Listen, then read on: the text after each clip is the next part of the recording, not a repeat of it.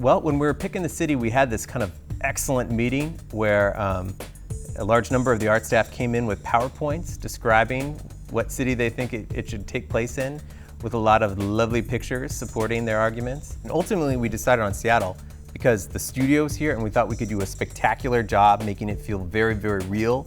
Well, it seems like just a provincial decision, and I would be wrong if I said there was none of that, but the reality is that Seattle was high on our list because it was not an overblown city. You know, it's not like there's 19 games that have been set there. And it's a city that has a lot of interesting weather and architecture, a mixture of old and new, a lot of small neighborhoods. It had a lot of features that made it really appealing. So, you know, when you look at doing a next-gen rendered game and you want to see wet reflections and you want to see atmospherics, all of those things are readily present and apparent in our beloved city. And so it made a lot of sense to us. We were really pleased when we presented this, you know, I don't know, 18 months ago to not just the US teams at Sony, but also the European and the Japanese teams, that Seattle had enough cachet for them that they were all pleased that we had chosen it as well. And so that became the decision.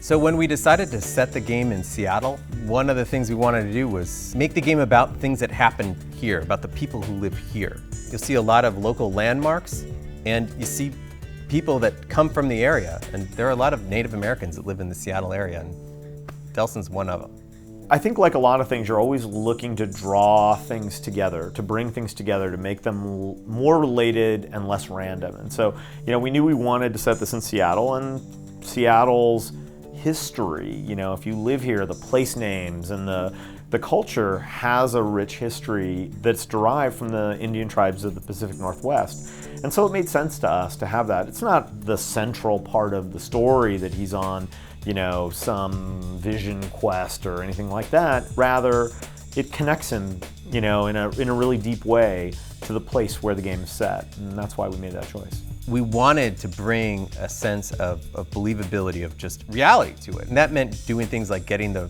real world Space Needle, the real architecture, and getting all the details of the world exactly right. When we did the first two games, Empire City was sort of a parable for New York and New Marais was a parable for New Orleans. And so the obvious thing would have been to do that for Seattle. I think that when we think about the city, we think about the most iconic piece of that being the Space Needle. And I think unless we wanted to do, you know, some kind of morph of that, the galactic needle or something like that, I think that we decided, hey, we want to put Space Needle in, we should just call it Seattle. Well, the importance of having the studio right next to downtown Seattle is big because, as you might imagine, the devil's in the details, right?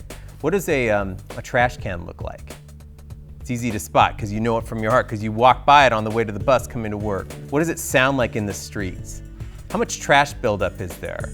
All of these things, what you think are kind of goofball, you end up having to guess in cities that you don't live in, but we can do the job exactly right. And then when you wander around the place, it feels cohesive and real. You know, of course, we're not trying to make a carbon copy of the city. We're trying to take all the best parts of the city, the iconic bits, put it in there, make it feel real, but we change around streets and heights to make the best possible gameplay we can. I mean, we are making a video game. You know, we can do a great job with Seattle. We live here, and we didn't want to mess it up.